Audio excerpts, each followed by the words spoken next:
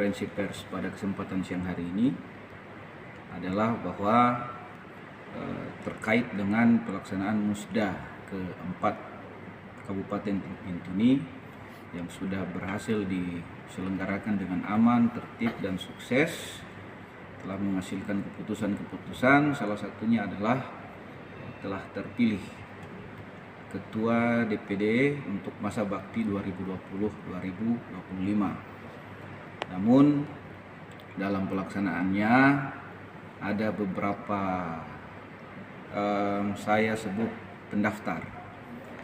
Saya barangkali kurang yakin dan kurang sreg kalau menggunakan diksi kandidat apalagi kader.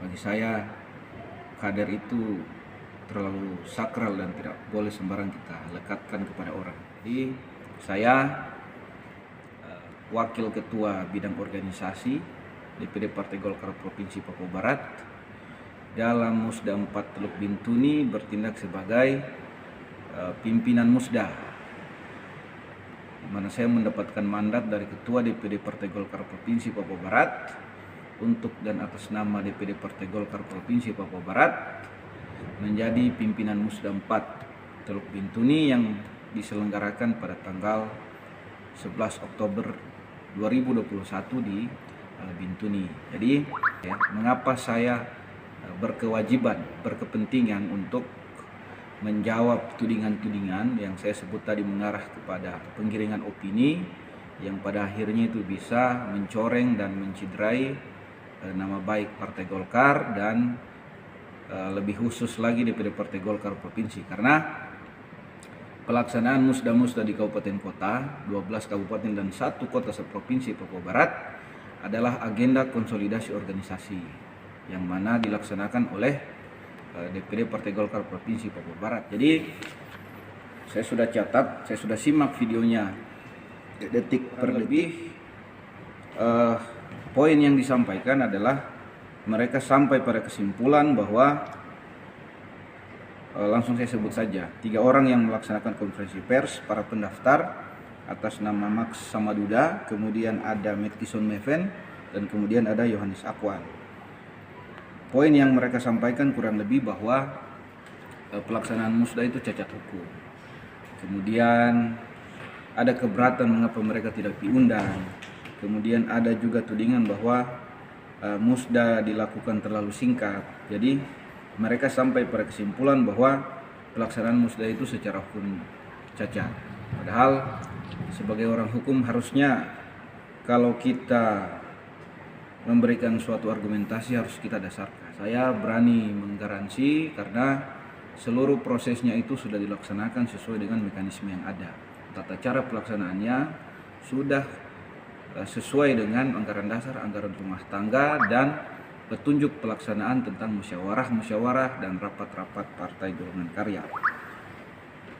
Terkait mengenai ketiga orang tersebut yang tidak diundang, setelah saya meminta laporan daripada panitia pelaksana maupun kepada panitia pengarah bahwa ketika mereka datang mengambil formulir itu sudah disampaikan jadwal pelaksanaan, pengumuman sudah dilakukan, kapan para pendaftar tadi datang mengambil formulir pendaftaran, kapan batas waktu pengembaliannya, dan kapan pelaksanaan musda.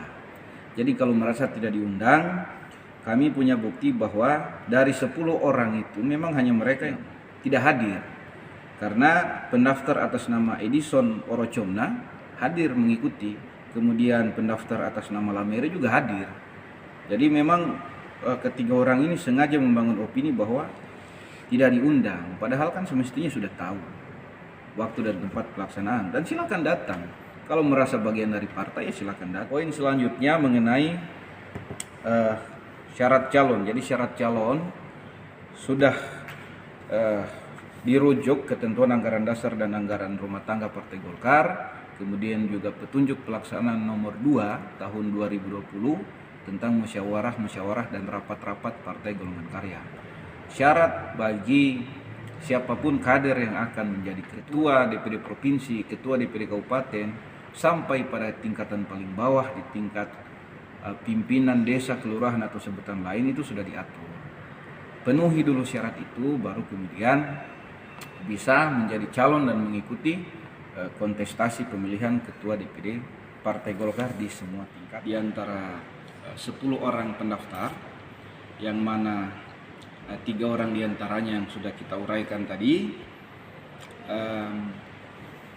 tidak memenuhi persyaratan calon maupun persyaratan pencalonan, kemudian juga tidak mendapatkan persetujuan. Semestinya sebagaimana hukum kebiasaan yang hidup dan dipraktikkan di tubuh Partai Golkar, ketika mereka itu tidak memenuhi persyaratan bisa meminta diskresi kepada Ketua Umum DPP selaku mandataris Munas untuk memenuhi persyaratan yang tidak dapat mereka penuhi.